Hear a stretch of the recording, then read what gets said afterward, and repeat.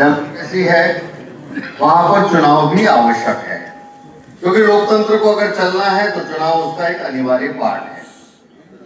ये चुनाव की व्यवस्था भी निष्पक्ष और स्वस्थ तरीके से चलती रहे, यह भी एक मजबूत लोकतंत्र के लिए आवश्यक है। अगर हम देखेंगे जैसे एक बड़े विशाल देश में आज बार बार चुनाव होना ही हम सब के लिए बहुत बड़ा चैलेंज बन करके आया है। देश जब स्वाधीन हुआ और पहला चुनाव हुआ उस समय भारत में 17 करोड़ 32 लाख वोटर थे।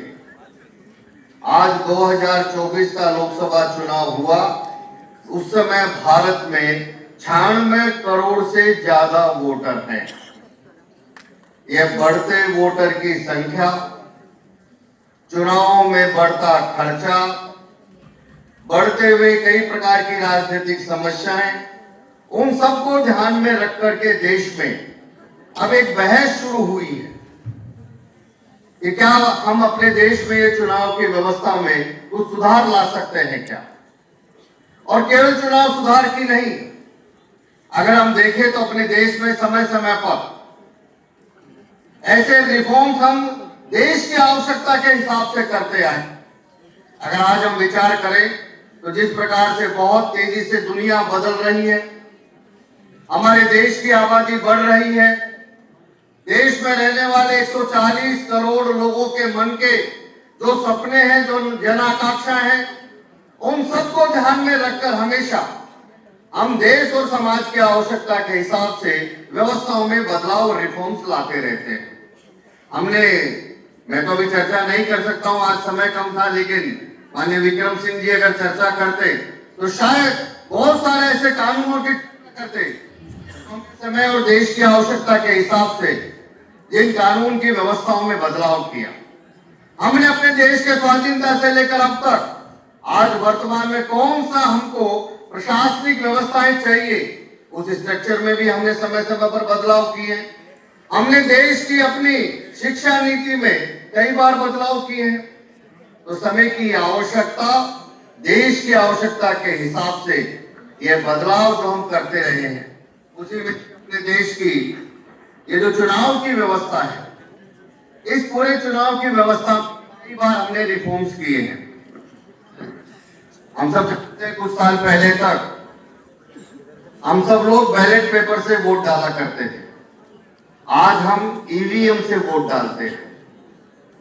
कुछ साल पहले तक भारत का 21 वर्ष का नौजवान वोट डालता, आज कुछ गड़बड़ है भैया,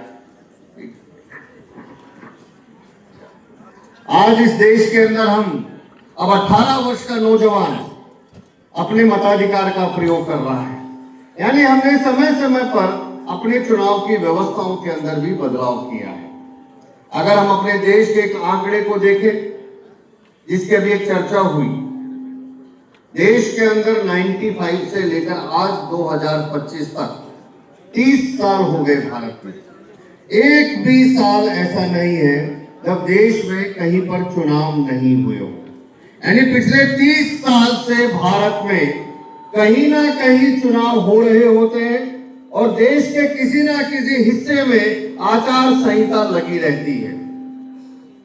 एक महाराष्ट्र का मैं एग्जांपल देता हूं।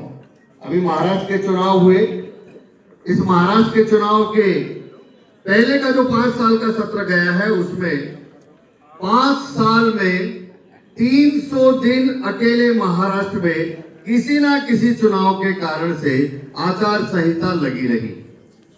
अगर हम पूरे देश का एक एवरेज निकालते हैं तो 5 साल में चुनाव के कारण से अलग अलग प्रांतों में कम से कम 9 महीने से लेकर 1 साल तक का समय ऐसा रहता है जब भारत में लोकसभा के चुनाव, विधानसभा के चुनाव, लोकल बॉडी के चुनाव, जिला पंचायत के चुनाव, ये चुनाव, वो चुनाव, यानी हर वर्ष चुनाव के कारण से एक लगभग जो अनुमान निकल करके आता है, पूरे 5 साल में 9 महीने से 12 महीने तक ये आचार संहिता हमारे देश में लगी रहती है।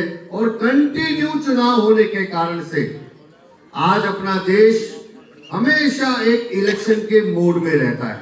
जब देखो कहीं ना कहीं चुनाव होते रहते हैं। आज हमारे सामने, देश के सामने जो बार बार चुनाव के कारण से जो कई समस्याएं ध्यान में आई है, उसके कुछ प्रमुख बिंदु हम सबके सामने आए हैं।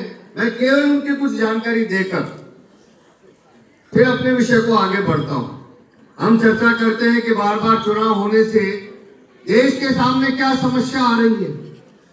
सबसे बड़ी समस्या जो हमारे सामने है कि अपने देश में बार बार चुनाव होने के कारण से हम अपने देश के जो विकास के काम है, वो सारे के सारे विकास के काम डिले हो जाते हैं, पेंडिंग हो जाते हैं, उनकी कॉस्टिंग बढ़ जाती है। जो काम 3 साल 4 साल में पूरा होना चाहिए था, वो काम कई वर्षों तक पेंडिंग हो रह करके बाद में कभी पूरा होता है। यानी बार बार चुनाव अपने देश की सबसे बड़े विकास में बाधा दिखाई देते हैं। यानी आज हमारा भारत विकास की दृष्टि से जितना आगे बढ़ना चाहिए था, ये चुनावों के कारण से हम अपने